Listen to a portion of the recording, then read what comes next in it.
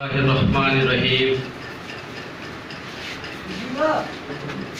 دراصل جو ہم نے اپنا ایک شیڈول آپ لوگوں تک پہنچایا تھا بدریہ انویٹیشن، اس میں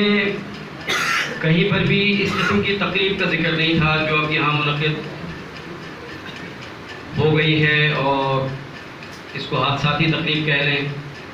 یا ماشاءاللہ آپ لوگوں کا جذبہ، جنون اور ولولہ کہہ لیں۔ آپ لوگ جس کیفیت میں اس شہر کے دور دراز علاقوں سے ٹوٹی ہوئی سڑکوں،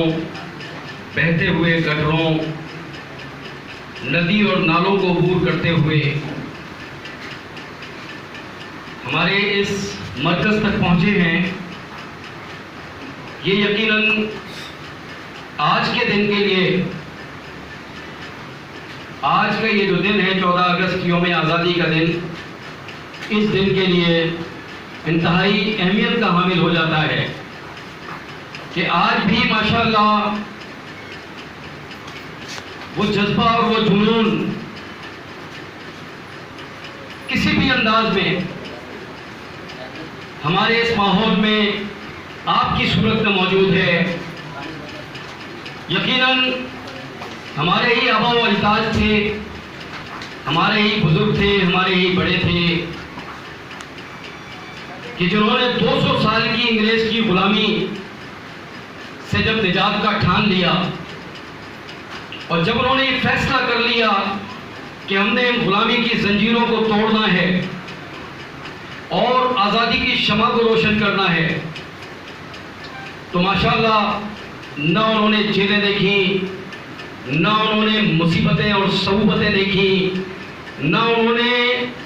شہادتیں، کسی بھی چیز، کسی بھی ظلم، کسی بھی ستم سے انہوں نے ہمت نہیں ہاری۔ یہاں تک کہ آج ہم پچھلے دنوں بیٹھے ہوئے تھے تو ایک تذکرہ چلا تھا کہ پاکستان کی تاریخ میں، سیاسی تاریخ میں، جو ہماری سیاسی اور جمہوری تاریخ ہے، اس میں سب سے جو طویل جو جیل کاٹی ہے وہ یقیناً اسیر جمہوریت کہلاتے ہیں آصف علی زرداری صاحب، 12 سال غالباً۔ اس سے طویل میرا خیال ہے کسی نے جیل نہیں کاٹی پاکستان کی سیاست میں، پاکستان کی جمہوریت میں۔ لیکن میں آج آپ کو بتاؤں کہ اس ملک، جس آزاد ملک میں ہم آج یہاں بیٹھے ہوئے ہیں اور آزادی کی سانس لے رہے ہیں، اس ملک کی آزادی کی خاطر جب سب سے پہلے تحریک خلافت کا نعرہ بلند کیا گیا تھا، اس برے صغیر متحدہ تھا یہ پہلے کسی وقت میں، یہ پاکستان پھر بعد میں بنا، بنگلہ دیش بعد میں بنا، اور بہت سارے پھر ملک جو ہے نا اس میں سے کریٹ ہوئے۔ ہندوستان بھرپور طریقے سے ٹوٹا، اور اس ٹوٹنے کے اندر جو قربانیاں شامل تھیں، ان قربانیوں میں یقین کریں مولانا محمد علی جوہر اور مولانا شوکت علی جوہر سگے بھائی تھے دونوں۔ ان دونوں کی قربانی جس کی تاریخ میں بہت کم مثال ملتی ہے، 32 سال انہوں نے ہندوستان کی جیلوں کے اندر انگریزوں کی تمام تر صعوبتیں برداشت کی، اور وہ جیلوں میں انگریزوں کے صرف چند جملے جو ان کو ہٹانے کی کوشش کی جاتی رہی کہ آپ نے صرف یہ کہہ دینا ہے باہر آ کر، انہوں نے ہمیشہ سرعام اس کا انکار کیا،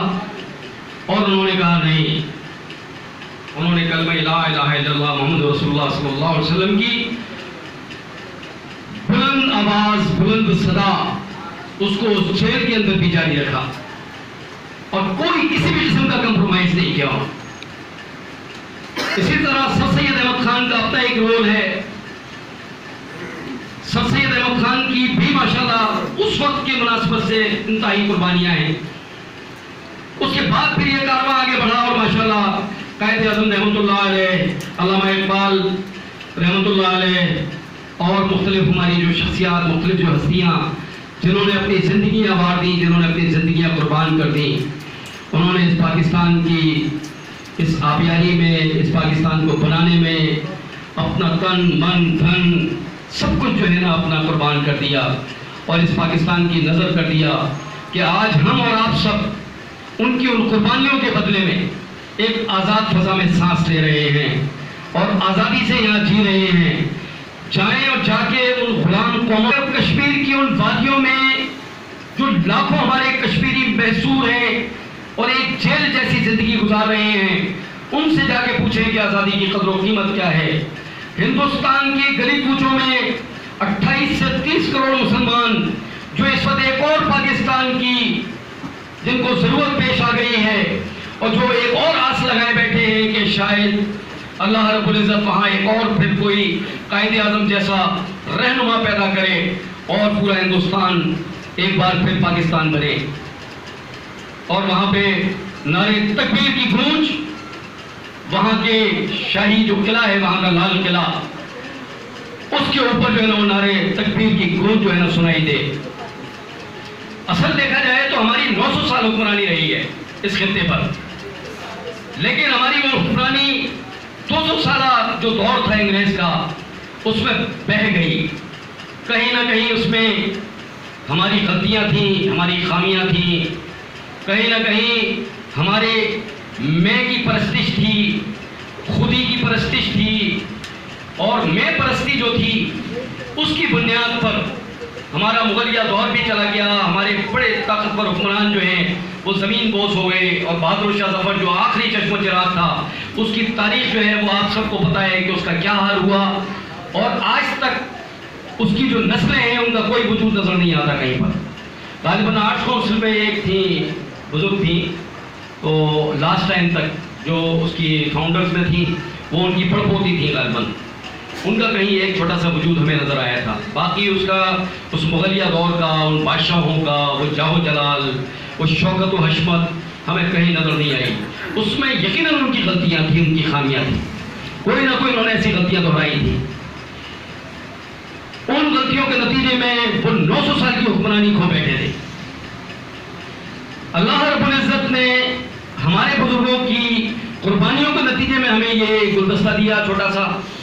اس گلدستے کا نام ہم نے پاکستان چنا، پاکستان رکھا، جس کا مطلب پاکستان کا مطلب کیا؟ تمام لوگ بتائیں پاکستان کا مطلب کیا؟ لا الہ الا اللہ محمد رسول اللہ صلی اللہ علیہ وسلم۔ یہ اس کلمے کی بنیاد جو ہے نا اس پاکستان کی اس کلمہ لا الہ